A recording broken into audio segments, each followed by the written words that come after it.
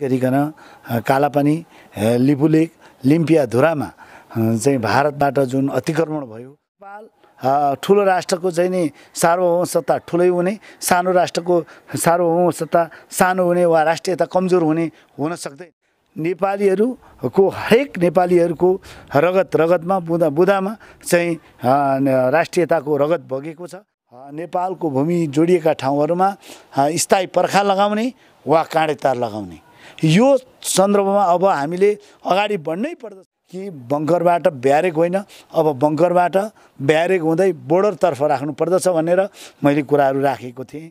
अब लिपुलेक लिम्पियाधुरा र कालापानी हिजो विगतदेखि नै इतिहासदेखि अहिलेसम्म नेपालको यो भूमि हो। त्यस कारणले त्यो आज कालापानी रह्यो, आज लिपुलेक रह्यो, आज लिम्पियाधुरा रह्यो, हिजो सुस्ता रह्यो, महेशपुर रह्यो, हिजो चाहिँ तपाईँको सप्तरीको चाहिँ भूभागमा चाहिँ त्यहाँ अतिक्रमण गर्ने काम भयो, हिजो इलामको चाहिँ पशुपति नगर रह्यो।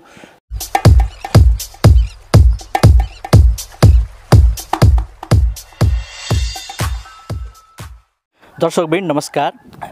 ओखलढुङ्गाबाट जननिर्वाचित केन्द्रीय प्रतिनिधि सभाका सदस्य हुनुहुन्छ एकेराज सुनजी हुनुहुन्छ। आज हाम्रो विशेष कुराकानीको लागि उहाँसँग म धेरै बहस नगरिकन मसँगै जोडिन चाहन्छु। भान्जी स्वागत छ। धन्यवाद। आराम हुनुहुन्छ? आराम छु। अब अलिकति मुलुकमा यो कोरोना भाइरसको महामारी छ, यसबीचमा पनि सदन आउने जाने काम भइरहेको छ। अहिलेको जटिल परिस्थिति नै छ, विश्वमा एउटा महामारीको रूपमा कोरोना भाइरसले दुःख नै दिइरहेको छ।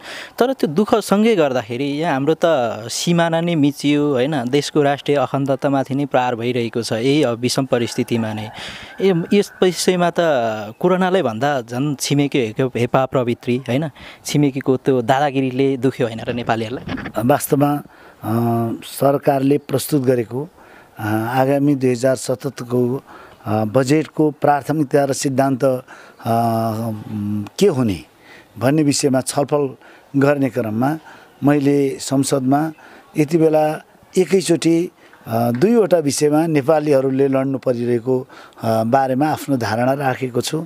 तपाईँहरूले पनि सुन्नुभयो होला। एकातिर विश्वव्यापी रूपमा कोभिड-19 अर्थात् कोरोना भाइरसको जुन महामारी छ, सिङ्गो मानव समुदाय जीवन रक्षाका लागि एकदम क्रियाशील छ र नेपाली समुदाय पनि यस नेपाली मानव जाति पनि आज जुन ढङ्गको एउटा त्रासदीपूर्ण वातावरणमा बाँच्न पर्ने परिस्थिति छ, यो एकातिर यो चुनौती त हामीले लडिरहेका छौँ। सिङ्गो मानव समुदाय आफ्नो जीवन रक्षाका लागि लडिरहेको छ भने ठिक यति नै बेला खास गरिकन कालापानी लिपुलेक लिम्पियाधुरामा चाहिँ भारतबाट जुन अतिक्रमण भयो नेपाली हजुरले बोल्दै गर्दा क्या मान्छेको अनि त्यो लिपुलेक लिम्पियाधुराको कुरा पनि जोड्नु होला हजुरले। सगरमाथाको नक्सा पनि गुगल म्याप्सले नेपालबाट हटायो भनेर आएको छ नि, यो त मैले अगाडि भनिसकेँ। यो वास्तवमा नेपाल अहिलेसम्म जुन ढङ्गले रह्यो, नेपाल स्वतन्त्र सार्वभौम राष्ट्रको हिसाबले सधैँ एउटा चाहिँ विश्व सामु आफ्नो अलग पहिचानका साथ रह्यो। असंलग्न परराष्ट्र नीति मार्फत आफ्नो सार्वभौम सत्ता र अलग पहिचानलाई जोगाउँदै नेपालले आफ्नो राष्ट्रियताको सन्दर्भमा जुन लडाइँ लड्यो, जुन सङ्घर्ष गर्यो, अहिलेसम्म एउटा अलग एउटा छुट्टै पहिचानको रूपमा स्थापित भइरहेको छ। र ठिक यति बेला तपाईँले भने जस्तो अगाडि मैले भने एकातिर कोरोना भाइरसको लडाइँको विरुद्ध नेपालीहरू सङ्घर्ष गर्नुपर्ने परिस्थितिमा छ भने अर्कोतर्फ आफ्नो भूमिमाथिको अतिक्रमण ठिक यति नै बेला जुन ढङ्गले भयो त्यसका विरुद्ध पनि लडिरहेको परिस्थिति छ। होइन यो चाहिँ म हजुरलाई थोरै यहीँ रोकेँ, किनभने यो चाहिँ अहिलेको विवाद होइन, सीमा विवाद भनेको चाहिँ पुरानो विवाद हो। यो वर्षौँदेखि चल्दै आएको विवाद थियो। तर भर्खरै त्यहाँ चाहिँ लिम्पियाधुरामा होइन मानसरोवर जाने सडक चाहिँ उसबाट विदेश मन्त्रीले चाहिँ त्यहाँबाट इन्डियाका विदेश मन्त्रीले उद्घाटन गर्नुभयो। यसपछि झन् यहाँ सडकमै आइसक्यो होइन यो विवादहरूलाई चाहिँ केले चाहिँ रोक्यो क्या मान्छे। अब 2/3 सरकार छ, हजुरहरू 2/3 सांसदहरू केन्द्रदेखि लगेर प्रदेशदेखि लगेर सम्पूर्ण नेकपाको सरकार छ, केले चाहिँ रोकिरहेछ यो यो यो जुन सीमा विवाद हल हुनुपर्ने कुरा कुटनीतिक ढङ्गले गर्नुपर्ने हो कि आर्थिक ढङ्गले गर्नुपर्ने हो कि केले चाहिँ रोकिरहेको छ मान्छे? पहिलो कुरा त तपाईँलाई म के कुरा गर्न चाहन्छु भने मुलुक सानो ठुलो हुनसक्छ, उसका भूगोल सानो ठुलो हुनसक्छ र सँगसँगै जनसङ्ख्या थोरै धेरै हुनसक्छ, तर हरेक राष्ट्रको आफ्नो स्वाभिमान छ, आफ्नो सार्वभौम अधिकार छ र अलग राष्ट्रको मान्यतामा चाहिँ हामी बाँचिरहेका छौँ। नेपाल ठुलो राष्ट्रको चाहिँ नि सार्वभौमसत्ता ठुलै हुने, सानो राष्ट्रको सार्वभौमसत्ता सानो हुने वा राष्ट्रियता कमजोर हुन सक्दैन। त्यस कोणबाट हेर्दाखेरि जुनसुकै देशले नेपाली भूमि अतिक्रमण गरेको कुरा होस् वा जुनसुकै सरकारले हिजोका दिनमा गरेको कमी कमजोरीका कुराहरू हुन् वा वर्तमान परिस्थिति होस्, नेपालीहरूको हरेक नेपालीहरूको रगतमा बुँदामा चाहिँ राष्ट्रियताको रगत बगेको छ। यस कोणबाट भन्नुहुन्छ भने आज जुन ढङ्गको तपाईँले प्रश्न उठाउनुभयो कि विगत लामो समयदेखि नेपाल राष्ट्रियताको पक्षमा निरन्तर सङ्घर्षरत रह्यो र यसका बीचमा पनि कतिपय सन्दर्भमा कतिपय बेलामा नेपाली भूमि अतिक्रमणको श्रृङ्खला विगत लामो समयदेखि चल्यो। यो कुन शासक कुन पार्टी कुन बेलाको सरकारले कमी कमजोरी गर्यो म त्यतातिर जान चाहन्न, तर एउटा सत्य कुरा तपाईँले भने जस्तै विगत लामो समय नेपाली जनताले राष्ट्रियताको पक्षमा लड्नु पर्यो र आज पर्यन्त लड्नु परिरहेको छ। हो, यही कुरालाई मध्यनजर गर्दै म संविधान सभाको सदस्य हुँदै 2070 सालमा ओखलढुङ्गा जिल्लाबाट निर्वाचित भएर आउने क्रममै र संविधान निर्माण गर्ने क्रममै यो खास गरी नेपालको भूभाग जो छिमेकी राष्ट्रहरूसँग चाहे उत्तरको होस् चाहे दक्षिणको होस् छिमेकीहरूसँग जति पनि ठाउँहरू जोडिएको छ ती खुला सिमानाहरूलाई अब नियमन गर्नुपर्दछ र यसको स्थायी समाधान खोज्नुपर्दछ। त्यसका लागि कूटनीतिक वार्ता मार्फत कूटनीतिक मर्यादा कायम राख्दै दुवै छिमेकी राष्ट्रहरूसँग एउटा सघन वार्ता गरेर निर्णायक वार्ता गरेर यो नेपालको भूमि जोडिएका ठाउँहरूमा स्थायी पर्खा लगाउने वा काँडेतार लगाउने यो सन्दर्भमा अब हामीले अगाडि बढ्नै पर्दछ भनेर यो कुरा मैले विगत संविधान निर्माण गर्ने क्रममा पनि राखेको छु र गत वर्ष पनि सरकारले खास गरिकन यो हिजो द्वन्द्वकालमा रहेको नेपाली सेनालाई चाहिँ अब बङ्करबाट ब्यारेक फर्काउने कुरा गरिरहँदा मैले त्यो नीति तथा कार्यक्रममा र त्यो बजेटमा आफ्नो कुरा राख्ने सन्दर्भमा पनि मैले भनेको थिएँ कि बङ्करबाट ब्यारेक होइन, अब बङ्करबाट ब्यारेक हुँदै बोर्डरतर्फ राख्नुपर्दछ भनेर मैले कुराहरू राखेको थिएँ र सुरक्षा फौजलाई अब त्यस ढङ्गले चाहिँ नि हामीले सीमा सुरक्षाका लागि अगाडि बढाउनु पर्दछ, राख्नु पर्दछ भन्ने कुरा मैले जोडदार रूपमा राखेको थिएँ र यही क्रममा तपाईँले भने जस्तै एकैचोटि अहिले नेपालीहरूले एउटा एकातिर राष्ट्रियताको लडाईँ जो विगतदेखि नै लड्दै आएको थिए र आज जुन ढङ्गले कालापानी लिपुलेक र लिम्पियाधुरामा चाहिँ सडक अतिक्रमण हुने गरी खास गरिकन नेपाली भूभाग अतिक्रमण हुने गरी जुन ढङ्गले भारतले सडक निर्माण गर्यो त्यस उपर तपाईँले भने जस्तै कि यो राष्ट्रियताको लडाईँ लामो समयदेखि लड्दै आइएको हो र यति बेला पनि सरकारले जुन चाहिँ एउटा बोल्ड निर्णय तपाईँले भने जस्तै कि एउटा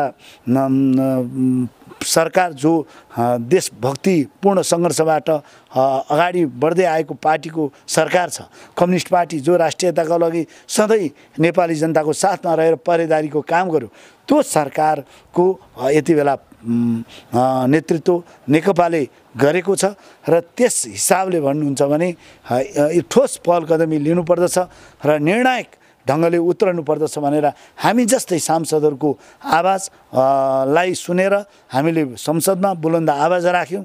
त्यही आधारमा अस्तिको दिन मात्रै नेपाल सरकारको तर्फबाट प्रस्तुत नीति तथा कार्यक्रममा अब लिपुलेक लिम्पियाधुरा र कालापानी हिजो विगतदेखि नै इतिहासदेखि अहिलेसम्म नेपालको यो भूमि हो। त्यस कारणले त्यो भूमि सहितको त्यो ठाउँसहितको नक्सा नेपाल सरकारबाट जारी हुन्छ भनेर एउटा बोल्ड निर्णयसहित सरकारले नीति तथा कार्यक्रममा उल्लेख गरेको छ। म तपाईँको भनाइमा सहमत हुँदै यो कुरामा एउटा सङ्घीय प्रतिनिधि सभाको सांसदको हुनुको नाताले र एउटा सचेत नागरिक हुनुको नाताले सदैव यो आवाज उठाउँदै आएको छु र यही क्रममा हामी जस्तै सांसदहरूले राखेको आवाजलाई मध्यनजर गर्दै देशभक्त नेपालीहरूको चाहिँ अभिभावकको रूपमा रहेको नेपाल सरकारले यो आफ्नो देशको स्वामित्व आफ्नो देशको सार्वभौमसत्ता जोगाउने 1 इन्च भूमि पनि अब हामी अर्काको पनि मिच्दैनौँ, 1 इन्च भूमि पनि मिचेको नेपाल सरकार देख्न सक्दैन, नेपाल राज्य देख्न सक्दैन भनेर सरकारले भनिसकेको परिस्थिति हो। अहिले भन्नुभयो क्या मान्छे जस्तै हाम्रो के छ भने हाम्रो सम्माननीय प्रधानमन्त्रीज्यू केपी शर्मा ओली एउटा राष्ट्रवादको नाराले र एउटा राष्ट्रवादी नेताको रूपमा जति पनि समर्थनहरू थियो र समर्थन छ पनि अझै पनि राष्ट्रवादी नेताकै रूपमा चिनिनुहुन्छ हाम्रो सम्माननीय प्रधानमन्त्रीज्यू। तर पछिल्लो अवस्थामा उहाँले पनि खुट्टा कमाउनु भयो, त त्यसपछिका सम्पूर्ण उहाँका आसेपासेहरूले पनि खुट्टा कमाए। यो विषयमा यो कम्युनिस्ट सरकारले गर्न सक्दैन, कम्युनिस्टहरूको न अन्तर्राष्ट्रिय जाति हुन्छ, न उनीहरूको न सीमा हुन्छ, न के हुन्छ भनेर विभिन्न आरोपहरू पनि आएको छ नि त कम्युनिस्टहरूमाथि, जुन एउटा एकमाथि अर्को प्रहार भइरहेको छ नि। यसमा चाहिँ तपाईँहरू कसरी सामना गर्नुभयो? पहिलो कुरा त सिङ्गो नेपाल कम्युनिस्ट पार्टी जति बेला स्थापना भयो, स्थापना कालदेखि नै नेपालको कम्युनिस्ट पार्टीले नेपालको राष्ट्रियतालाई प्रमुख मुद्दा बनाउँदै आयो। नेपालको जनताको जनजीविकालाई सदैव बुलन्द गर्दै आयो। नेपालको कम्युनिस्ट आन्दोलनले अगाडि बढाएको मुख्य नारा भनेकै राष्ट्रियता, जनजीविका र लोकतान्त्रिक शासन प्रणालीलाई यसले सर्वथा एउटा चाहिँ आदर्शको विषय र आफ्नो चाहिँ मुख्य एजेन्डा बनाउँदै आयो। त्यही कार्यभारका आधारमा सम्माननीय प्रधानमन्त्री जो नेकपाको अध्यक्ष पनि हुनुहुन्छ, उहाँको नेतृत्वको सरकारले यसबीचमा जुन ढङ्गका चाहिँ नि एउटा राष्ट्रिय समता सम्बन्धी अडानहरू राखिरहेको छ, कतिपय मान्छेहरूको अलिकति दृष्टिदोष पनि हुन सक्दछ। तर सिङ्गो नेकपा र यो सरकार यति बेला राष्ट्रियताको पक्षमा, राष्ट्रियताको सन्दर्भमा कुनै अलमलमा छैन भन्ने मलाई लाग्दछ। कुनै सम्झौता गर्दैन र यसका लागि दृढतापूर्वक अगाडि बढ्दछ र हामीले पनि निर्वाह गर्नुपर्ने एउटा सङ्घीय सांसदको हिसाबले निर्वाह गर्ने। केले चाहिँ रोक्यो क्या मान्छे हो? तपाईँहरूसँग 2/3 छ, जनता तपाईँहरूको पक्षमा छ, राष्ट्रियताको पक्षमा छ, सबै राष्ट्रिय स्वाधीनताको पक्षमा छ। अहिलेको यस्तो अवस्थामा भए पनि एउटा आन्दोलनहरू भइरहेको छ, दुनियाँ भइरहेको छ, आन्दोलनकारीहरूलाई झ्याप पक्रिँदै लगाएको छ। हरेक विषयहरूमा केले चाहिँ रोक्यो क्या मान्छे? पहिलो कुरा त यसमा त हामीले 2वटा तरिका एकैचोटि अपनाउनु पर्दछ भन्ने मलाई लाग्दछ। एउटा अब राष्ट्रियताको कुरा उठ्न साथ बन्दुक लिएर जानुपर्छ, लडाइँ लडिहाल्नुपर्छ, त्यो तहको आजको परिस्थिति होइन। हामीले त भनेका छौँ पहिलो कुरा त के हो भने कूटनीतिक मर्यादाद्वारा, कूटनीतिक वार्तालापद्वारा बन्दुकै उठायो भने पनि अन्तिममा त त्यो कूटनीतिमै समस्या त्यही त भने समस्या समाधान गर्नुपर्दछ। हामीले यो कुरा गरिरहेका छौँ। त्यसकारणले वार्ताको माध्यमबाट, कूटनीतिक वार्ताको माध्यमद्वारा कतिपय कुराहरू चाहिँ अब भुलवश कमी कमजोरी भएका छन् भने त्यो कोणबाट छलफल गर्नु पर्यो। नियत छ भने त्यही कोणबाट प्रस्तुत हुनु पर्यो र यो विषय केवल यो नेपाल र नेपालीसँग जोडिएको विषय होइन। यो विषयलाई यदि सरकारले छिमेकीले सुनेन, भारतले सुनेन भने यसलाई अन्तर्राष्ट्रिय विषय बनाएर पनि, अन्तर्राष्ट्रिय मुद्दा बनाएर पनि अगाडि बढ्नुपर्दछ। त्यो तहको ठाउँसम्म सरकार जानुपर्दछ भनेर हामीले भनेका छौँ। यसमा सरकारको नेतृत्व गर्ने पार्टी र सरकारको नेतृत्व दुवै चाहिँ नि गम्भीर भएको कारणले यसमा दायाँ बायाँ हुने कुरै छैन। जहाँसम्म तपाईँले भनेको कुरा हुन्, कुनै पनि कुरा आइसकेपछि त्यसमा एउटा देशभक्त सरकारले, राष्ट्रभक्त सरकारले लिनुपर्ने अडानको सन्दर्भमा कुनै कमी हुँदैन भन्ने हाम्रो विश्वास हो। विगतमा कुनै सम्झौता हुँदैन। हिजोको विगतमा चाहिँ नि जे कमजोरी अन्य सरकारहरूले, कतिपय पार्टीहरूले विगतमा गरे, त्यो कुराबाट पनि समेत पाठ सिक्दै यो सरकार र यो पार्टी यसप्रति गम्भीर छ भन्ने मलाई लाग्दछ। यसमा समग्र केवल पार्टीको कुरा मात्र होइन, यो देशभक्त नेपाल पूर्व मेचीदेखि पश्चिम महाकाली सबै देशभक्त नेपालीहरूको साथ चाहिँ सरकारलाई छ भन्ने मलाई लाग्दछ। सबैलाई समन्वय गरेर यो देशभक्तिपूर्ण आवाजलाई सरकारले सम्बन्धित ठाउँमा पुर्याएर अब स्थायी समाधान खोज्नु पर्दछ, तार्किक निष्कर्षमा पुर्याउनु पर्दछ भन्ने हाम्रो भनाइ हो। अहिले समर्थन त के प्रतिपक्षले पनि गरेको छ, नेपाली काङ्ग्रेसले त लिखित रूपमै होइन हाम्रो यो समर्थन छ, यो नक्सा जारी गर्नु पर्यो, यो नक्साहरूको सीमा विवादको कुराहरूलाई टुङ्गाउनु पर्यो, हाम्रो समर्थन छ भनेर विभिन्न प्रतिपक्षी दलहरूले पनि समर्थन जनाइसकेको छ। यो अवस्थामा तपाईँ त एउटा सरकार पक्षको केन्द्रीय प्रतिनिधि सभाको सदस्य हुनुहुन्छ, अब हजुरले भने जस्तै यो कहिलेसम्म चाहिँ यो नक्सा चाहिँ जारी हुन्छ? पहिलो कुरा त तपाईँले भने जस्तै यो राष्ट्रियता केवल एउटा कम्युनिस्ट पार्टीको विषय मात्र भएन, यो केवल सम्माननीय प्रधानमन्त्री केपी शर्मा ओलीको विषय मात्रै भएन, यो सबै पार्टीको। किनकि जब देश रहँदैन तब पार्टीहरूको अवस्था के हुन्छ हैन। त्यस कारणले सबभन्दा ठुलो कुरा देश हो। सबभन्दा तँभन्दा अगाडि बढेर भन्ने हो भने सबभन्दा पहिलो कुरो मानवता हो, देश हो।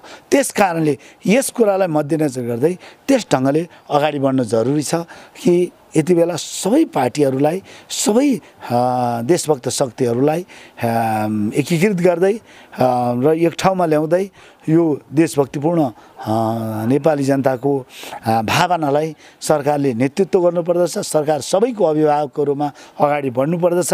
यस कारणले जुन ढङ्गले प्रमुख प्रतिपक्षी दल लगायतका अन्य राजनीतिक दलहरूसँग जुन सरकारले तत्काल वार्ताहरू गरिरहेको छ, राष्ट्रिय सहमति कायम गर्न प्रयत्न गरिरहेको छ, यो सरकारको तर्फबाट लिएको एउटा सकारात्मक पाटो पनि हो, पक्ष पनि हो। विभाजित चाहिँ मतले, विभाजित जनमतले हाम्रो राष्ट्रियतालाई बलियो बनाउँदैन।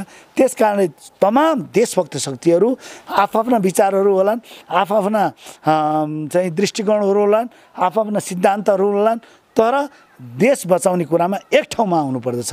कसैले पनि यस बेलामा एकदम पार्टीगत स्वार्थ, दलगत स्वार्थ, निजी स्वार्थमा लागेर देशघाती काम गर्दछ भने, राष्ट्रघाती काम गर्दछ भने त्यो बेठी कुरा हो। इतिहासले त्यस्ताहरूलाई धिक्कार्ने छ।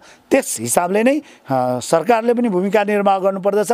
सबै देशभक्त शक्तिहरूले, राजनीतिक दलहरूले र देशभक्त व्यक्तिहरूले समेत यस सन्दर्भमा सचेत हुनुपर्दछ र आफ्नो भूमिका दिने कुरामा लाग्नुपर्दछ भन्ने मलाई लाग्छ। मान्छेकै भाषामा भन्ने भने अहिले चाहिँ जाति र पार्टी भन्दा पनि राष्ट्रमाथि हो नि त। निश्चय नै यो यति बेला यो चाहिँ विषम परिस्थितिमा मैले अगाडि भने पहिलो कुरा त सिङ्गो मानव जातिको रक्षाका लागि तमाम नेपाली कोरोना भाइरस यति बेला कुनै व्यक्तिलाई सङ्क्रमित भयो भने त्यसले काङ्ग्रेसलाई चाहिँ धेरै छुने, कम्युनिस्टलाई कम छुने, राप्रपालाई छुँदै नछुने, उता मधेसवादी पार्टीलाई सखा पार्ने यो कोरोना भाइरसको चाहिँ मतलब लक्षण त होइन नि। ठिक त्यसै गरी मानव जातिलाई यो जुन चुनौती थपिएको छ, एकातिर सम्पूर्ण नेपालीहरू र विश्व मानव जाति आफ्नो जीवन रक्षाका लागि लागिरहेको परिस्थिति छ भने, ठिक त्यसै गरी यही बेला जुन असल छिमेकीबाट हुन नपर्ने, हुँदै नहुने र गर्नै नहुने जुन खालको नेपाली भूमिमाथि अतिक्रमण भयो, यसका लागि पनि सम्पूर्ण नेपालीहरू, 3 करोड नेपाली जनताहरूको एउटै मत लिएर अगाडि बढ्नुपर्दछ, एउटै ठाउँमा आउनुपर्दछ र अगाडि तपाईँले भने जस्तै यति बेला केवल पार्टीको, केवल जातिको, केवल धर्मको कुरा गर्ने बेला छैन। देशको भूमि रक्षाका लागि सबै ठाउँ एक ठाउँमा हुनुपर्दछ। त्यसका लागि त्यो खालको वातावरण निर्माण गर्न सबैको अभिभावक भएको नाताले सरकारले पनि भूमिका निर्वाह गर्नुपर्दछ र गरिरहेको छ। सरकारको यो अभियानलाई हामीले साथ दिनुपर्दछ। तपाईँको समर्थन छ।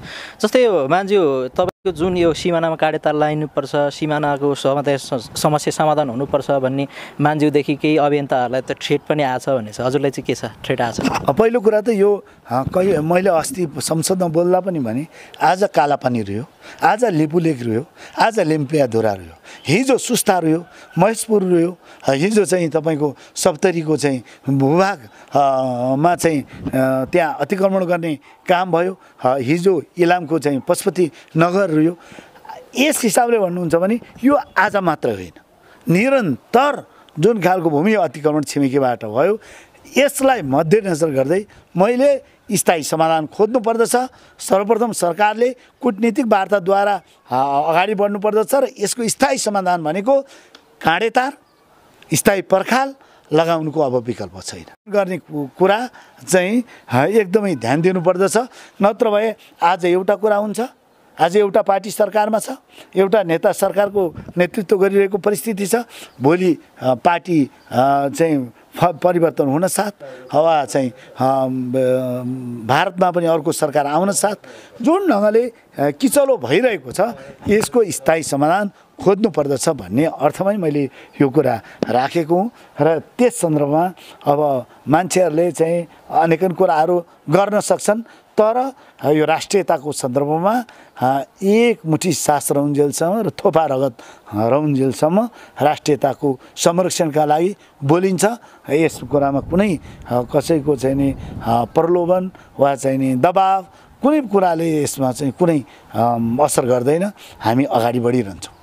जस्तै यो वैज्ञानिक ढङ्गले कुरा गर्दाखेरि त्यो सिमानामा काँडेतार चाहिँ कसरी सम्भव होला, जुन तपाईँले बारम्बार भन्दै आउनु भएको छ, तपाईँको विचारमा कसरी त्यो चाहिँ कसरी लाउनु? होइन, पहिलो कुरा त अहिले पनि 10 गता क्षेत्र जुन छुट्याइएको छ त्यहाँ म अस्ति भर्खरै कैलाली पुगेँ, कञ्चनपुर पुगेँ। त्यहाँ सिमानामा निर्माण गरिरहेको होला कि सडक मार्गमा समेत विवाद छ। अब भन्नुहोस् कि यो यस्तो खाले विवाद त नेपालको दक्षिणतिर सिमाना जोडेको दर्जनौँ ठाउँमा चाहिँ नि सिमाना विवाद छ, सयौँ ठाउँमा छ। अब यसको स्थायी समाधान के त? अब यसको स्थायी समाधान भनेको अब सरकारले अभियान चलाओस्। मैले त्यो बोलिसकेपछि मेरो भनाइहरूमा कमेन्ट आएको मैले सुने कि देखेँ। त्यहाँ चाहिँ वास्तवमा धेरैको के भनाइ छ भने सरकारलाई रकम अभाव छ, हामी दिन तयार छौँ। नागरिक तहबाट चाहिँ काँडेतार राख्न मात्र होइन, स्थायी पर्खाल निर्माण गर्नका लागि हामी हाम्रो चाहिँ नि व्यक्तिगत सम्पत्ति खर्चिन तयार छौँ, रकम सहयोग गर्न तयार छौँ, त्यो ढङ्गबाट त्यो जनसमाधान गर्न तयार छौँ भनेर भनिरहेको परिस्थिति छ। अब समस्या के रह्यो? यसले केवल नेपाललाई मात्र फाइदा होइन, स्वयं भारतलाई पनि फाइदा हुन्छ होइन, छिमेकी राष्ट्रलाई पनि फाइदा हुन्छ। त्यस कोणबाट हेर्नुहुन्छ भने अब यसको सन्दर्भमा यसको अब आखिर चाहिँ सिमानालाई चाहिँ व्यवस्थित गर्ने, वैज्ञानिक ढङ्गले चाहिँ यसको निराकरण गर्ने, सदाका लागि यो समस्या आउन नदिनका लागि स्थायी समाधान खोज्ने भनेको के त? योभन्दा विकल्प छैन। त्यस कारणले आजै यही बेलादेखि यसको अभियान सञ्चालन गर्नुपर्दछ भन्ने मलाई लाग्दछ। जङ्गी पिलर सार्नेले त्यो पर्खाल नभत्काउला, पर्खाल नसार्ला भन्ने चाहिँ के विश्वास छ? त्यो त मैले भने हिजो विगतमा कतिपय मामलामा खास गरी हाम्रो नेपालको राजनीति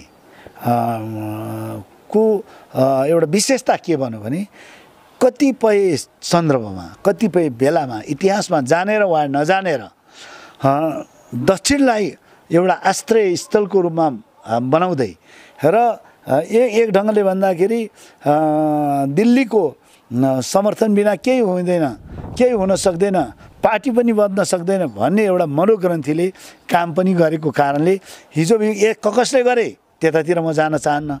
हिजो यो मनोग्रन्थी चाहिँ बोकेका राजनीतिक नेता पार्टीहरूका कारण पनि यस सन्दर्भमा कतिपय त्रुटिहरू, कमजोरीहरू देखा पर्यो। त्यो कमजोरीको जगमा टेकेर, त्यो त्यस्ता व्यक्तिहरूको कमजोरीको जगमा टेकेर हिजोका दिनमा नेपालको एउटा चाहिँ अलग सार्वभौम सत्तामाथि अतिक्रमण गर्ने, नेपालको एउटा सार्वभौमिकतामाथि नै प्रश्न खडा गर्ने जुन खालका हरकतहरू भए त्यो हरकतहरूकै आधारमा पनि हामीले यो भनिरहेका छौँ कि यो ढिला भयो र अब यो सरकारले विगतबाट पाठ सिक्दै, विगतका गतिविधिहरूबाट पाठ सिक्दै यसको स्थायी समाधान खोज्नु पर्दछ। त्यस कारणले अब सीमा रक्षाका लागि अब हिजो जङ्गी पुल किन सुरक्षित भएन त्यसतर्फ गम्भीर हुनुपर्दछ। तर अब 1 इन्च भूमि पनि अतिक्रमण भएको देख्न नसक्ने नेपाली जनताको चेतना स्तर त्यो ठाउँमा पुगेको छ। त्यो कुरालाई मध्यनजर गर्दै सरकारले अब बनाउने काँडेतार होस् वा पर्खाल होस् वा भूमिको 1 इन्च भूमिको रक्षाका लागि अब सरकारले सुरक्षा प्रबन्ध मिलाउनु पर्दछ। जस्तै यो तपाईँ त लामो समयदेखि सांसद पनि हुनुहुन्छ होइन, अलिकति प्रतिनिधि सभाको सदस्य हुनुहुन्छ। दिल्लीकै आशीर्वादले धेरै चाहिँ मन्त्रीहरू बन्ने गर्छ अरे, तपाईँले दिल्लीकै आशीर्वाद प्राप्त नभएर दिल्लीकै विरोध गर्नु भएर मन्त्री नहुनु भयो क्या? होइन, पहिलो कुरा त यो स्वाभाविक रूपमा मैले तपाईँलाई अगाडि भने आजको यस दिन नेपालको मन्त्री बन्न त अन्तर्राष्ट्रिय आशीर्वाद पनि हुनुपर्छ अरे। होइन, त्यो खालका हल्लाहरू चलेका छन् र अब मन्त्री हुनका लागि प्रधानमन्त्री हुनका लागि हिजो ककसले दिल्लीको सेवा गरे, त्यो अब तपाईँहरू जस्तो खोज पत्रकारिता गर्नेहरूले खोज्नुपर्छ। हिजो ककसले प्रधानमन्त्री हुनका लागि वा मन्त्री हुनका लागि दिल्लीको चाहिँ नि चाकडी गरे वा चाहिँ विदेशी शक्तिहरूको चाहिँ पूजा गरे। त्यतातिर म त्यो खोज्ने कुरा म भन्दा पनि बारम्बार कमिटमेन्ट आएको नि त। हाम्रो केन्द्रीय स्तरको नेता हाम्रो माधव नेपालले नै भन्नुभएको थियो होइन, ओखला तपाईँको चुनावी भाषणमा, एक रात सुनुवारलाई तपाईँहरू जिताएर पठाउनुहोस्, हामी मन्त्री बनाएर तपाईँहरू पठाइदिन्छौँ भनेर कमिटमेन्ट त गरे। जनताहरूले खोजिरहेछ नि त त्यसको जवाब पनि। होइन, पहिलो कुरा त यो सरकार आफ्नो नेपाली जनताको एउटा जगमा बलमा बनेको वर्तमान नेकपाको सरकार हो। स्वाभाविक रूपमा अब म जस्तै मन्त्री हुने योग्य साथीहरू धेरै छन् र पार्टी एकीकरणसँगै जनसङ्ख्या ठुलो छ, मन्त्री परिषद सानो छ। अब नेताहरूलाई पनि कहीँ अप्ठ्यारोहरू होला। मलाई लाग्छ कि म मन्त्री नहुनुको पछाडि दिल्लीको हात थियो, म यसमा हात छ भनेर भन्न चाहन्न। तर सवाल के हो भने अहिले यति बेला जुन ढङ्गको कामहरू अगाडि बढिरहेका छन्, अब क्रियाकलापहरू अगाडि बढिरहेका छन्, सरकारले तमाम देशभक्त शक्तिहरूलाई एक ठाउँमा लिएर अगाडि बढेको कारणले गर्दाखेरि अब यसमा तपाईँ हामी सबैले बुझ्नुपर्दछ कि आज मन्त्री हुनुभन्दा देशको सीमा रक्षा गर्ने कुरा ठुलो कुरा हो। आज मन्त्री हुनुभन्दा देशको विकास गर्ने कुरा र यो मानव जातिमाथि आइपरेको जुन चुनौती छ उनीहरूको रक्षा गर्ने कुरा ठुलो कुरा हो भन्ने मलाई लाग्दछ। मन्त्री हुनु र नहुनुमा कुनै असर छैन। म निरन्तर देशको सीमा रक्षाका लागि, जिल्लाको विकासका लागि र नेपाली जनताको जीवन रक्षाका लागि निरन्तर क्रियाशील रहिरहनेछु। नेकपाभित्रकै विवाद पनि छताछुल्लो देखिन्छ होइन, गुट उपगुटहरू छन्, तपाईँको गुट कुन? पहिलो कुरा त एउटा जीवित पार्टीमा बहस हुनु, छलफल हुनु स्वाभाविक हो। यति बेला देशको राजनीतिको निर्णायक शक्ति र सरकारको नेतृत्व गर्ने एउटा देशभक्त प्रगतिशील शक्तिहरूको नेतृत्व गर्ने नेकपाको सरकार भएको नाताले स्वाभाविक रूपमा देशलाई कसरी द्रुततर गतिमा विकास पथमा लैजान सकिन्छ, समृद्ध नेपाल विकासको कसरी विकासमा लैजाने भन्दाखेरि नि कसरी पार्टी फुटाउने, कसरी प्रधानमन्त्री बन्ने, कसरी मन्त्री भन्ने धेरैको होडबाजी त्यस्तो मिडियाहरूमा त छ्यापछ्याप्तै आएको छ। त बाहिर आएको एउटा कुरा होला, बाहिर कुन ढङ्गले नेकपामा विवाद छैन? होइन, विवादको सन्दर्भमा भन्दैछु। कुनै पनि जीवित पार्टीमा छलफल हुनु, बहस हुनु त्यो स्वाभाविक हो। जब बहस हुँदैन, छलफल हुँदैन, त्यो निर्जीव हुन्छ सबै पार्टी। होइन, हुनु पनि पर्दछ राम्रोको लागि, तर त्यो बहस त्यो छलफल राम्रोका लागि हुनुपर्दछ। कुनै व्यक्तिको पद प्राप्तिका लागि होइन, कुनै व्यक्तिको पद जोगाउनका लागि होइन, देशको विकास गर्नका लागि। आज कोरोना जस्तो एउटा महामारीका विरुद्ध नेपाली जनताहरूले सङ्घर्ष गरिरहेको सन्दर्भमा, सिङ्गो मानव जातिले सङ्घर्ष गरिरहेको सन्दर्भमा नागरिकको जीवन रक्षाका लागि सँगसँगै विदेशीहरूबाट जुन खालको अतिक्रमण भइरहेको छ त्यो अध्यादेश जरुरी थियो त। अनि हाम्रो मानव जगतको रक्षकले हजुरले मान्छेले भन्नुभएकै शब्दलाई भन्ने भने मानव जगतको रक्षकको लागि त्यो अध्यादेश खाँचो थिएन? होइन, त्यो अध्यादेशको सन्दर्भमा त्यो अध्यादेश चाहिँ अहिले अलिकति उपयुक्त समय थिएन भन्ने नेकपाभित्रकै अरू दलहरूले गरे। म यसो भन्दिनँ, नेकपाभित्रकै दबावका कारण र आग्रहका कारण त्यो यो बेला सरकारले छलफल गरेर आवश्यक हो होइन भन्ने कुरा विरत होमवर्क गरेर ल्याउनु पर्ने भएको भए पनि व्यापक छलफल गरेर ल्याउनु पर्थ्यो। तर अहिले चाहिँ एउटा त्यो खालको ल्याउने परिस्थिति भएन। त्यो कुरालाई सरकार स्वयंले महसुस गरेर फिर्ता लिइसक्यो नि। त्यसो भएकोले यो बहसले केवल विनाश मात्रै निम्त्याउँछ भन्ने कुरा भएन। सँगै तपाईसँग म एउटा आग्रह गर्न चाहन्छु, त्यो बहस त्यो विवाद केवल प्रधानमन्त्री हुनका लागि वा कसैको पद टिकाइदिन राख्नका लागि भयो भने त्यो बेठी कुरा हो। देश निर्माणका लागि हो भने जनताको सुरक्षाका लागि त त्यो राम्रो कुरा हो। जहाँसम्म होइन, तपाईँ नेकपासँग 2/3 छ के, अर्काको पार्टी फोड्नुपर्ने, अर्काको सांसद ल्याएर त्यो मन्त्रीमण्डल गठन गर्नुपर्ने अवस्था नै छैन नि। आज त्यस्तो खासै स्वयं प्रधानमन्त्रीज्यूले के भन्नुभयो भने सरकारले फुटाउन चाहँदा फुट्ने पार्टी कस्तो पार्टी, सरकारले जोडाइदिनुपर्छ अर्काको पार्टी त्यो कस्तो पार्टी। कुनै पनि पार्टी त विचारमा हुन्छ नि, कुनै पार्टी सिद्धान्तमा चलेको हुनुपर्दछ नि। यदि त्यो सिद्धान्त र विचारमा चलेको छैन भने अब पार्टीको आफ्ना नेताहरू फुट्न चाहन्छन्, त्यो ठाउँमा बस्न चाहँदैनन्, सरकारलाई दोष किन भनेर स्वयं प्रधानमन्त्रीज्यूले भन्नुभयो नि, कुरा त सही हो नि। त्यसो भएकोले सरकारले कुनै पार्टी फुटाउने अब अध्यादेश जारी गर्दाखेरि यो पार्टी फुटाउने उद्देश्यका साथ हामीले अध्यादेश ल्याएका छौँ त सरकारले पनि भनेको छैन। स्वयं मलाई व्यक्तिगत रूपमा भन्नुहुन्छ भने त्यो अध्यादेश त्यति बेला जति बेला ल्याइयो त्यो उपयुक्त बेला भएन भनेर त हामीले भनेकै छौँ। त्यसकै आधारमा सरकारले विथड्र फिर्ता लिने निर्णय गर्यो। त्यसो भएकोले सवाल के हो भने अब कतिपय कुरा काम गर्ने दरमियानमा कमी कमजोरीहरू हुन सक्छन्। कमी कमजोरीलाई सच्याएर यो यति बेला समृद्ध नेपाल सुखी नेपालीको जुन एउटा गुरुतर दायित्व हो त्यो दायित्व पुरा गर्न यो सरकार लाग्नुपर्दछ। नेकपा एक ढिक्का भएर लाग्नुपर्दछ। तपाईँले भने जस्तो विवाद हुन साथ यहाँ चाहिँ नि एकदम ठुलो त्रास के हो भने नेकपा विभाजन हुने हो। यसो हेर्दा नेपाल कम्युनिस्ट पार्टीमा को विगतको एउटा इतिहास भन्ने हो भने एउटा चर्चा पनि सुने क्या, अब नेकपा त फुट्ने नै भयो। अब हाम्रो ओखलढुङ्गा केन्द्र प्रतिनिधि सहायक सुनाजी मानजी चाहिँ कता पक्ष लाग्नुहुन्छ भन्ने पनि आएको। पहिलो कुरा त म कहिले पनि जहिले पनि मैले भन्दै आएको छु, मैले जिल्लाको विकासको लागि जुन र देशको एउटा जिम्मेवार व्यक्तिको हैसियतले भूमिका निर्वाह गर्नका लागि ओखलढुङ्गे जनताले मलाई निर्वाचित गर्नुभएको छ। यो गुरुतर दायित्वलाई मैले सम्झेको छु। त्यसकारणले मैले त निर्वाचनको दरमियानमै 2-3वटा कुरा राखेको थिएँ। अर्को पटक 2वटा चुनाव चिन्ह लिएर आइँदैन। केहीले सूर्य चिन्हलाई, केहीले हँसिया हथौडालाई भोट हाल्नुपर्ने परिस्थितिको अन्त्य हुन्छ।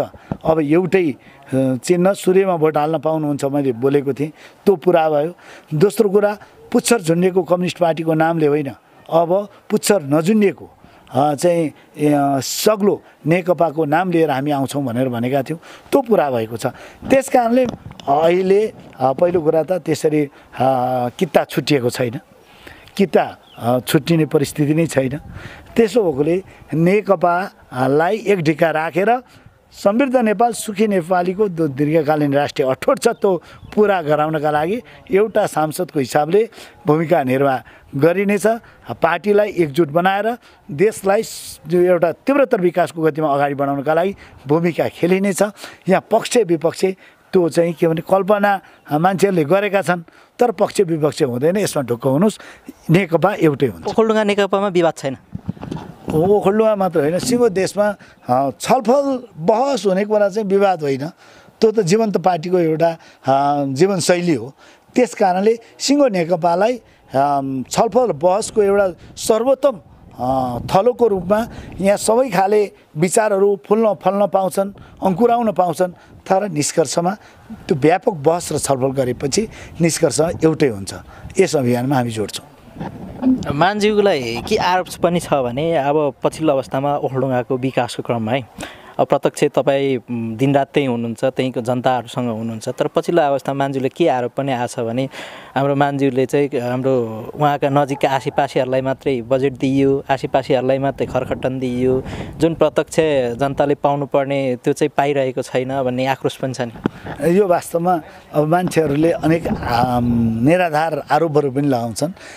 फेरि तपाईँलाई थाहा छँदैछ केही मान्छेहरूले निजी स्तरमा चलाएका युट्युबहरू, झोलाका अनलाइनहरूले विभिन्न ढङ्गले चाहिँ प्रचारित गर्ने काम र केही तपाईँले भने जस्तो एकदम खाली विरोध गर्न पल्केकाहरू, विरोधमै रमाउने, विरोधमै हुर्कने, विरोधमै आफ्नो राजनीतिक सपना पुरा भएको देख्न चाहनेहरूले अनेक खालका आरोप लगाउन सक्छन्। तर तपाईँले देख्नुभएको छ म निर्वाचित भए नै पछि नै केही आयोजनाहरू हामीले चाहिँ नि अगाडि बढायौँ। उदाहरणका लागि 50 वर्ष अगाडि बनेको एयरपोर्ट, रुम्जाटारको एयरपोर्ट कालोपत्री गरियो। करिब चाहिँ 50-54 वर्ष अगाडि त्यो खिचीका मान्छेहरूले देखेको सपना, पश्चिम भेगका जनताले देखेको सपना, त्यो पुरा गर्ने सन्दर्भमा खिची चण्डेश्वरीमा भर्खरै 1.5 महिना अगाडि हामीले एयरपोर्टमा टेस्ट फ्लाइट सञ्चालन गऱ्यौँ। अब नि त्यहाँ नियमित फ्लाइट सञ्चालन हुने परिस्थिति छ। हिजो काठमाडौँबाट कटारी हुँदै ओखलढुङ्गा पुग्नका लागि 3-4 दिन लाग्थ्यो। आज 7-8 घन्टामा ओखलढुङ्गा पुगिन्छ र बिहान गएर कार्यक्रम सकेर बेलुका काठमाडौँ आउने परिस्थिति हामीले निर्माण गऱ्यौँ। अब मुलुङ एकवार, दुधकोशी एकवार, लिखु एकवार हाम्रै पहलकदमीमा हिजो योभन्दा अगाडि पनि केपी शर्मा ओली प्रधानमन्त्री अघिल्लो पटक र अर्थमन्त्री विष्णु पौडेल हुँदाखेरि यो 3वटै सडकका लागि हामीले पैसा छुट्यायौँ। त्यो बाटो धमाधम निर्माण भइरहेका छन्। आज हरेक ठाउँमा अब हिजो जुन ढङ्गले सडक सञ्जाल पुगेका थिएनन्, केही सीमित ठाउँहरूमा पुगेका थिए सडक सञ्जाल, ती ठाउँहरूमा अब सबै 75 वडाहरूमा हिजो साबिकको 56 वडा गाविसहरूमा सडक सञ्जाल पुग्ने परिस्थिति निर्माण भएको छ र अब ओखलढुङ्गा सदरमुकामसँग सबै ठाउँ जोडिने परिस्थिति हामीले निर्माण गरेका छौँ। हिजो विद्युत केवल ठोट्ने खोलाको विद्युत रुम्जाटार र ओखलढुङ्गा सदरमुकामको सीमित बस्तीहरूमा मात्रै थियो। अब ओखलढुङ्गा जिल्लाको 8 वटा गाउँपालिकाहरू र सबै ठाउँहरूमा तीव्रतर गतिमा विद्युतीकरणलाई अगाडि बढाएका छौँ र आगामी 4 वर्षभित्र लोड सेडिङ मुक्त ओखलढुङ्गा, उज्यालो ओखलढुङ्गा बनाउने ढङ्गले हामी लाग्यौँ। 4 वर्षभित्र सबै दुर्गमदेखि सबै बस्ती उज्यालो बनाउने गरी हामीले कामलाई अगाडि बढाइसकेका छौँ र केही वर्षभित्रैमा आज हामीले घुर्मी ओखलढुङ्गा सोलु सल्लेरी जोड्ने सडक कालोपत्री गत केही वर्ष अगाडि हामीले सम्पन्न गऱ्यौँ। अब ओखलढुङ्गा रामपुर यतापट्टि लप्से खोला कालोपत्री भइरहेको छ र सँगसँगै ओखलढुङ्गा रुम्जाटारको कालोपत्री अन्तिम चरणमा पुगिसकेको छ। यतापट्टि साङ्गुटार घोराखोरी ओखलढुङ्गा सिलौरीघाट सडकको कालोपत्रीलाई चाहिँ अगाडि बढाउने कामहरू भइरहेको छ। स्वर्ण सगरमाथा जुन पर्यटक मार्गहरूलाई हलेसीसँग, एभरेस्टसँग, ओखलढुङ्गाको चम्पादेवीसँग र चाहिँ लिप्चूसँग जोडेर अब हामी त्यो सडक निर्माणलाई एउटा पर्यटक गन्तव्य स्थलको रूपमा, पर्यटकीय गन्तव्य स्थललाई जोड्ने एउटा सडकको सञ्जालको रूपमा विकास गर्न खोज्दैछौँ भने आज जुन ढङ्गले विकासको कामलाई तीव्रतर गतिमा हामीले अगाडि बढायौँ। तपाईँहरूको बिचमा हातछेप पनि हुन्छ क्या, कहिले काङ्ग्रेसले पनि त्यही कुरा जस लिन खोज्छ, नेकपाले पनि त्यही कुरा जस लिन खोज्छ। फ्याक्ट भनिदिनुहोस् कि जनताले कसले गर्यो काम? यसो तपाईँहरूले पो सत्य बोलिदिनु पऱ्यो। नेपाली कङ्ग्रेसले 24-25 वर्ष जित्यो।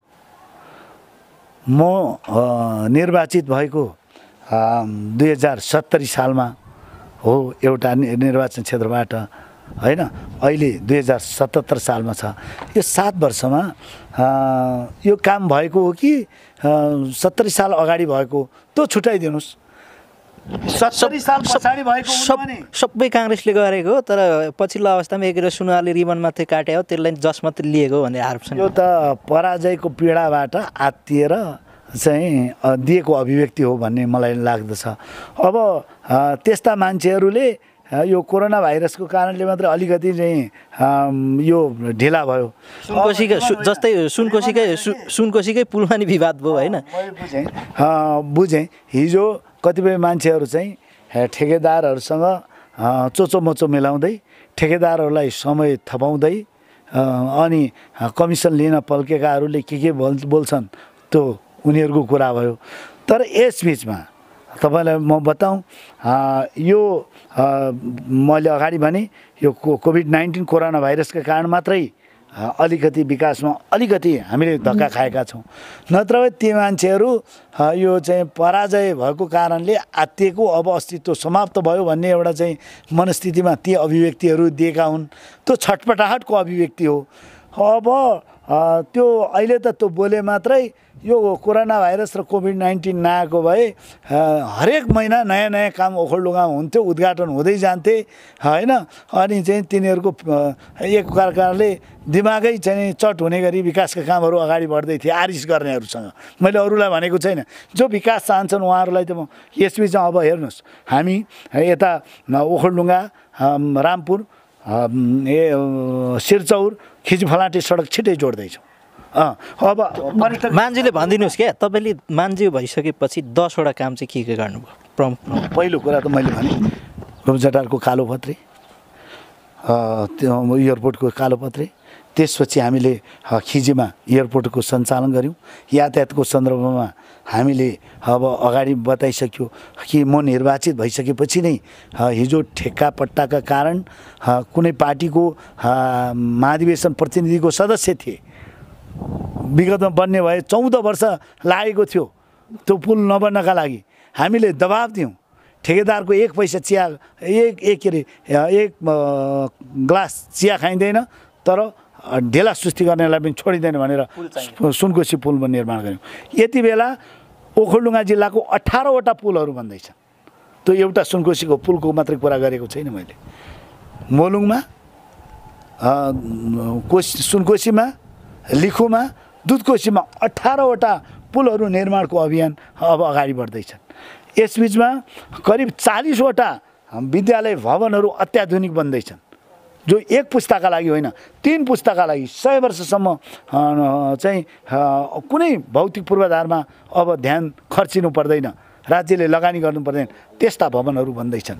अब हामीले खिजी फलाटेमा मालपोत र नापी कार्यालय केही समय अगाडि मात्रै उद्घाटन गऱ्यौँ, 1 वर्ष अगाडि मात्रै। त्यसपछि म निर्वाचित भइसकेपछि त्यहाँ एउटा नागरिकता बनाउनका लागि, एउटा पासपोर्ट बनाउनका लागि 10,000 खर्च गरेर 3 दिन ओखलढुङ्गा भारी भरिया लगाएर आउनु पर्थ्यो।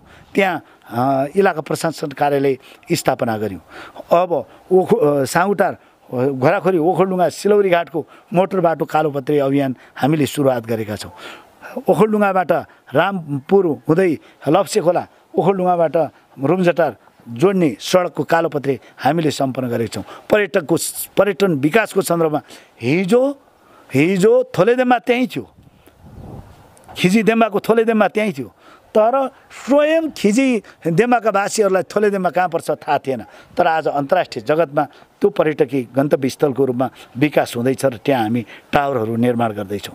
ठिक यसै गरी स्रष्टाहरूको सम्मान गर्ने हामीले ओखलढुङ्गा जिल्लालाई राजनीतिक कर्मीहरूले, शहीदहरूले भन्दा 4 गुणा बढी साहित्यकारहरूले युगकवि सिद्धिचरण श्रेष्ठ र व्याकुल माइला अनि चाहिँ पाण्डव सुनवार र मेलवा देवीहरूले चिनाउनु भयो। उहाँहरूको सम्मानमा केही गर्नुपर्दछ भनेर मेरै अगुवाईमा अहिले चाहिँ तपाईँको स्रष्टा पार्क निर्माण गरेका छौँ र ओखलढुङ्गा जिल्लालाई साहित्यिक गन्तव्य स्थल त्यो साहित्यकारहरूको एउटा पर्यटक प्रबन्धनमा योगदान मिलोस् भनेर त्यस ढङ्गले हामी अगाडि बढिरहेका छौँ। अब सँगसँगै हामीले लिप्चूको चाहिँ संरक्षणमा त्यो ठाउँलाई पर्यटन प्रबन्धन गर्नका लागि क्रियाशील भइरहेका छौँ भने अब मोलुङ एकवार, दुधकोशी एकवार, लिखु एकवार, यही आगामी यही मेरो कार्यकालभित्र त्यो बाटो मोटर सडकहरू खुलाउने गरी बजेटहरू छुट्याउने काम भइरहेको छ। त्यस ढङ्गले ध्यान दिएका छौँ। 10वटा होइन दर्जनौँ कामहरू चाहिँ अगाडि बढिरहेका छन्। यही कुरा चाहिँ सहन गर्न नसक्ने, नदेख्ने वा चाहिँ यो विकास भएको नदेख्नेहरूलाई कि चाहिँ मोतीबिन्दु भएको छ कि चाहिँ तपाईँको उनीहरूको चाहिँ यो दिमागले वा चाहिँ यो मस्तिष्कले त्यस्तो कुराहरू टिप्न छोडेको छ त्यस्ताहरूले मात्रै त्यो भन्छन् नत्र भए विकासको तीव्रतर गतिमा ओखलढुङ्गा बढेको छ र तपाईँले पनि भन्नुपर्दछ आजभन्दा 70 साल अगाडि ओखलढुङ्गा कस्तो थियो आज कस्तो भयो त्यो भन्नुपर्दछ तपाईँहरूको पनि मैले कति गरेँ भन्ने कुरा भन्दा पनि तपाईँहरूको स्वतन्त्र आँखाले यो सत्य कुरा बोल्नुपर्दछ भन्ने मलाई लाग्दछ जस्तै कि मान्छेलाई ससानो विवादहरूमा पनि मुछिरहन्छ क्या कहिले सरकारी गाडी कब्जा गर्यो भन्ने आरोप लगाइन्छ विपक्षीबाट कहिले मास्क भएकै मान्छेलाई मास्क लगाइएर मास्कको दुरुपयोग गरियो भनिन्छ यस विषयमा चाहिँ के छ तपाईँको धारणा त्यो पहिलो कुरा त अब यहाँ कतिपय कुराहरू एकदम चाहिँ समाचार बनाउन नपाएकाहरू कमजोरी नभेटिएपछि अब केमा चाहिँ अलिक प्रहार गर्ने भनेर चाहिँ राजनीति तवरले होइन यस्ता यस्ता नचाहिँदा कुराहरू चाहिँ बोलेर भनेर चाहिँ वा प्रचार गरेर तेजोबोध गर्ने कामहरू चाहिँ सकिन्छ कि भनेर त्यो गरेको म देख्छु म तपाईँलाई भनौँ पिङ अझ तपाईँले छुटाउनु भयो पिङको कुरा यो पिङको कुरा तिहारमा एउटा चाहिँ तिहारमा होइन दसैँमा घटस्थापनाको दिन जिल्ला समन्वय समितिले आयोजना गरेको एउटा शुभकामना आदान प्रदान कार्यक्रम थियो त्यो शुभकामना आदान प्रदान कार्यक्रम सकेर नजिकै रहेको सशस्त्र बेस क्याम्प प्रहरीको जुन त्यहाँ के भन्छ गुल्म बसेको छ त्यहाँ कफी खाउँ भन्ने कुरा भयो त्यहाँ हामी कार्यक्रम सकेर कफी खाने क्रममा त्यहाँ पिङ पनि सशस्त्रले सधैँ निर्माण गरेको है दसैँमा पिङ खेल्ने भुइँ छोड्ने भन्ने एउटा चाहिँ नेपालीहरूको संस्कृति छ होइन त्यस हिसाबले उहाँले पिङ थाप्नु भएको रहेछ त्यहाँ पिङ खेल्न ल खेलौँ भनेर म लगायत प्रमुख जिल्लाधिकारी सम्पूर्ण सुरक्षा निकायका प्रमुखहरू स्थानीय प्रमुखहरू स्थानीय तहका प्रमुखहरू सबैले हामीले खेल्यौँ पिङ खेलेको कुरालाई न त्यहाँ औपचारिक कार्यक्रम भएको थियो उद्घाटन भयो भनेर कोकोलो मचाइयो यहाँभन्दा झुटको खेती के हुन सक्छ पिङ खेल्न नि पाउनु भएन पिङ पनि खेल्नु भएन दोस्रो कुरा त्यसपछि यो अघि अस्ति मार्क्सको कुरा गर्नुभयो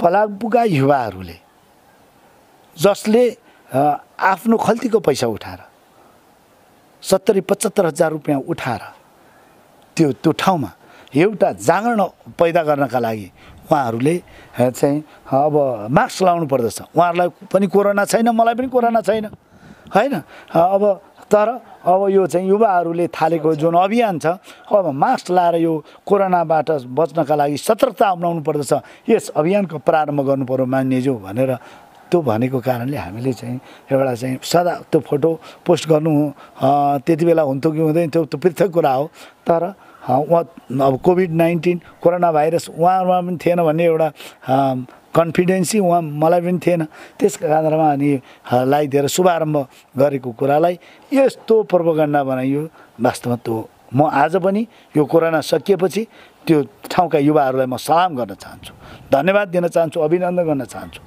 राज्यले सबभन्दा पहिला देशभरि कहीँ पनि त्यो युवाहरूले त्यस्तो अभियान सञ्चालन गरेका थिएन तर आफ्नो घाँस काटेर खल्तीको पैसा लाएर जुन अभियान सञ्चालन गरे मैले चाहिँ आफैले समन्वय गरेर चाहिँ यता मन्थलीबाट त्यो मास्क उपलब्ध गराउनका लागि सहजीकरण गरेँ त्यहाँबाट चाहिँ किनेर ल्याउनका लागि सहजीकरण गरेँ त्यस अभियान अन्तर्गत त्यो काम भएको थियो अघि तपाईँले भने जस्तो अब गाडीको कुरा म कुन गाडीमा चढेँ हिजो सरकारी गाडीहरूको दोहन गर्न पल्केकाहरू ले आज आरोप लागेको छ म त कुनै ठाउँको कार्यक्रममा जाँदाखेरि कुनै अफिसले आग्रह गर्दछ मान्यज्यू हामीसँग गाडी छ त्यहाँ गएर गरिदिनु पर्यो म तस्करहरूसँग साँठगाँठ गरेर ठेकेदारहरूसँग चोचोमोचो मिलाएर वा चाहिँ कुनै कमिसन खाएर म राजनीतिमा लागेको होइन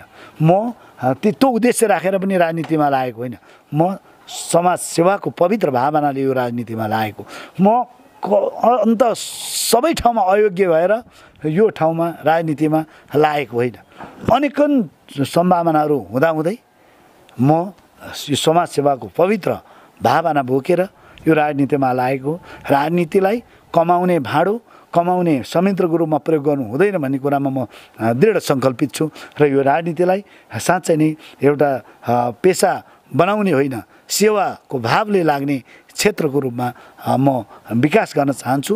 र त्यही क्रममा मैले अगाडि भने व्यापारीहरूसँग, कालो धनवालाहरूसँग साँठगाँठ गरेर, तस्करहरूसँग साँठगाँठ गरेर, कमिसन खाएर म चाहिँ त्यो राजनीतिमा रमाउने वा चाहिँ राजनीतिमा त्यो दाउपेच गर्नका लागि नलागेको हुनाले स्वाभाविक रूपमा म एउटा निर्वाचित सांसद हो। त्यो सांसदले कुनै सरकारी स्तरको कार्यक्रम हुँदाखेरि त्यो ठाउँमा जानुपर्दाखेरि उहाँहरूको आग्रहमा सरकारी गाडीमा चाहिँ यातायात गर्ने कुरा, त्यो चाहिँ हिँड्ने कुरा, त्यो अनौठो कुरा होइन। कतिपयहरूले आफू नजितेकोले हारेको झोकमा आफूले गाडी प्रयोग गर्न नपाएपछि त्यो आरोप लाउनका लागि अनेक खालका कुराहरू झुटा लेख्न लागेका हुन सक्छन्, लेख्न लगाएका हुन सक्छन्। त्यस्ता कामहरूमा बिक्ने खालका पत्रकारहरू पनि कतिपय छन्। सबै तपाईँहरू जस्ता इमान्दार छैनन्, त्यस्ता मान्छेहरू पनि हुन सक्छन्। त्यस ढङ्गले चरित्र हत्या गर्ने ढङ्गले लागेका हुन्। यी सम्पूर्ण कुराहरू ओखलढुङ्गाका जनताले नजिकबाट हेरेका छन्, ओखलढुङ्गाका जनताले बुझेका छन्। अन्त चाहिँ भ्रम छर्न सकिन्छ, ओखलढुङ्गाका जनतालाई चाहिँ अब यो भ्रममा पार्न सकिँदैन भन्ने कुरा उनीहरूलाई राम्ररी थाहा छ। त्यस कारणले यो अन्तको खेलोमेलोका लागि यो काम गरेका हुन सक्छन्। तर तिनीहरूको ती सबै खाले अस्त्रहरूलाई ओखलढुङ्गे जनताले राम्ररी बुझेका छन्, परास्त गर्नेछन्। जस्तै अब ओखलढुङ्गाकै कुराकानीमा छौँ कि मान्छे, अब जस्तै यो अहिले त हजुरले नि भन्नुभयो कोभिड-19 का कारण होइन, सबैको अहिले अर्थतन्त्रदेखि लगेर सबै तहस नहस भइसकेको छ। यस्तो अवस्थामा ओखलढुङ्गे जनताहरूको चाहिँ जीवन रक्षाको लागि चाहिँ के सोच्नु भएको छ? एकदमै महत्त्वपूर्ण तपाईँले प्रश्न उठाउनु भयो। जब नेपाल सरकारले यो कोरोना भाइरसको सङ्क्रमण अब बाट बच्नका लागि केही ध्यान दिनुपर्दछ भनेर लकडाउन लगायतका निर्णयहरू गर्यो, नेपाली जनताहरूलाई अब केही राहत घोषणा गर्ने लगायतका कामहरू गर्यो। मैले कोरोना रोकथाम तथा नियन्त्रणका लागि बनेको सम्माननीय प्रधानमन्त्रीज्यूको अध्यक्षतामा बनेको कोषमा मेरो तलब मैले पाउँदै आएको सुविधा दिने घोषणा गरेँ। त्यसको आधा मैले प्राप्त गरेको सुविधा आधा त्यो कोषमा जम्मा गर्ने, आधा भने ओखलढुङ्गे जनताको जीवन रक्षाका लागि निरन्तर क्रियाशील ओखलढुङ्गा यो कोरोना भाइरस रोकथाम तथा नियन्त्रणका लागि बनेको जुन कमान्ड पोस्ट प्रमुख जिल्ला अधिकारीको नेतृत्वमा छ, त्यो कोषलाई आधा महिनाको सुविधा मैले उपलब्ध गराउने काम गरेँ। त्यसपछि सुरुमै यो चाहिँ कोभिड-19 को चाहिँ बारेमा कुरा आइसकेपछि जुन हाहाकार भयो बजारमा, ओखलढुङ्गाको बजारमा एक पिस सर्जिकल मास्क थिएन। मैले आफैले निजी स्तरबाट प्रबन्ध गरेर 3000 मास्क सुरुमै पठाएँ। त्यसपछि केही सेनिटाइजरहरू, केही थर्मल गनहरू, केही थर्मोमिटरहरू पठाउने कामहरू भइसकेको छ।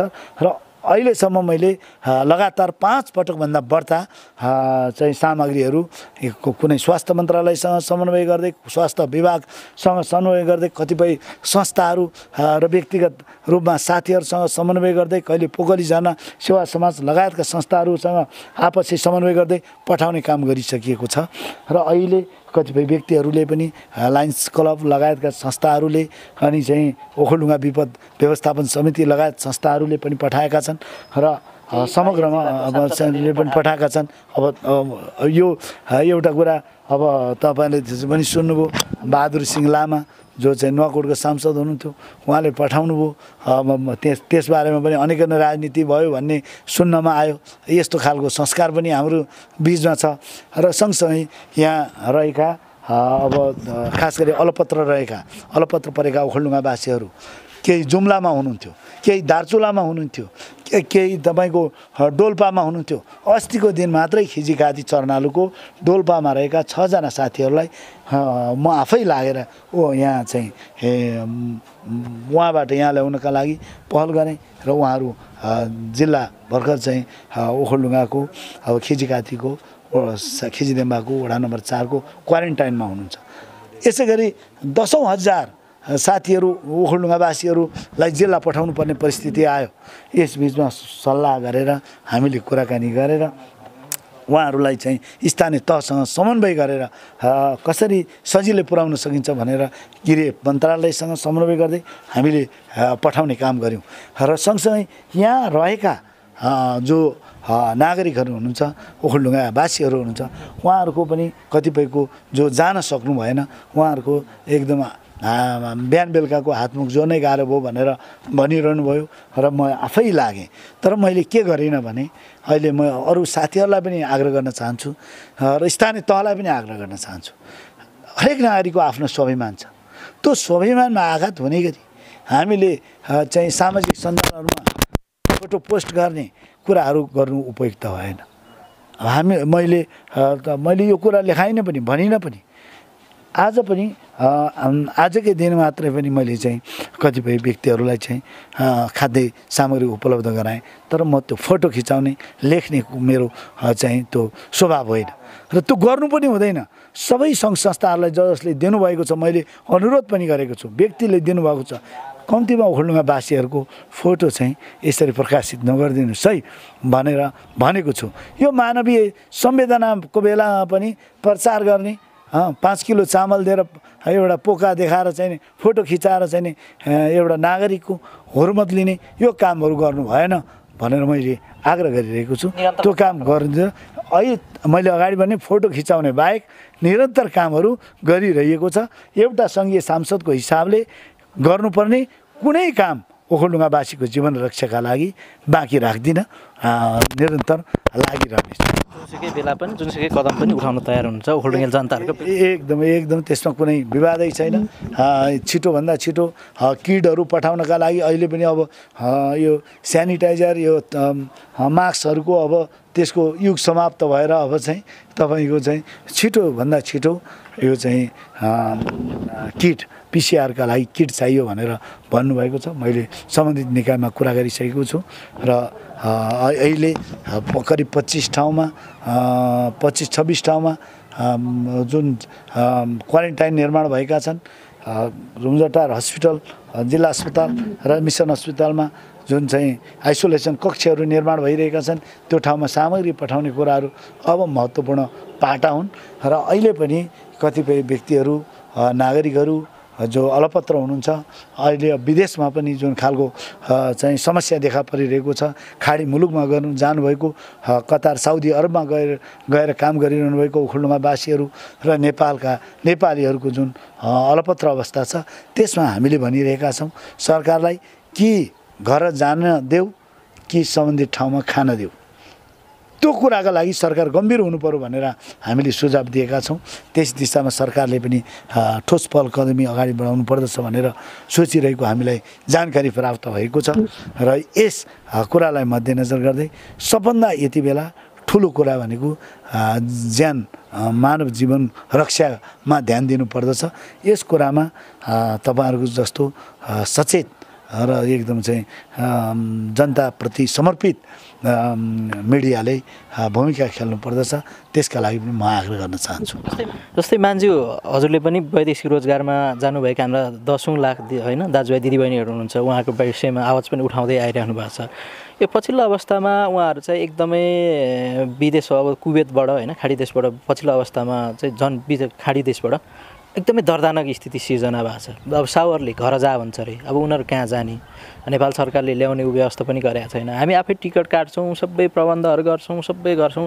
हामीलाई घर ल्याउने वातावरण मात्रै मिलायोस् हामी क्वारेन्टाइनमै बस्छौँ भन्दै भनिरहेको रोएका छन् यो अवस्थामा पनि सरकारले ठोस यो कदम नचाल्नु चाहिँ के छ तपाईँको यो विषयमा होइन पहिलो कुरा त अहिले जुन ढङ्गले सरकारले यस विषयमा हिजो विगतमा त अब सबभन्दा हाम्रो सबैको ध्यान देशभित्र रहेका नागरिकहरूको जीवन रक्षाका लागि नै बढ्ता ध्यान गयो तर आज हामीले भन्ने गरेका छौँ हिजो देश विकासका लागि विदेशमा गएका जो चाहिँ व्यक्ति नेपालीहरू हुनुहुन्छ उहाँहरूको रेमिट्यान्सले नै हाम्रो देशको अर्थतन्त्र जोगायो त्यस कारणले केवल यो नेपालको सीमाभित्र रहेका नेपालीहरूको जीवन रक्षाका लागि मात्र होइन सरकारले नेपालको नागरिकको हुनुको नाताले नेपालीहरूको रक्षाको जीवन रक्षाको लागि पनि ध्यान दिनुपर्दछ भनेर मैले आवाज उठाएँ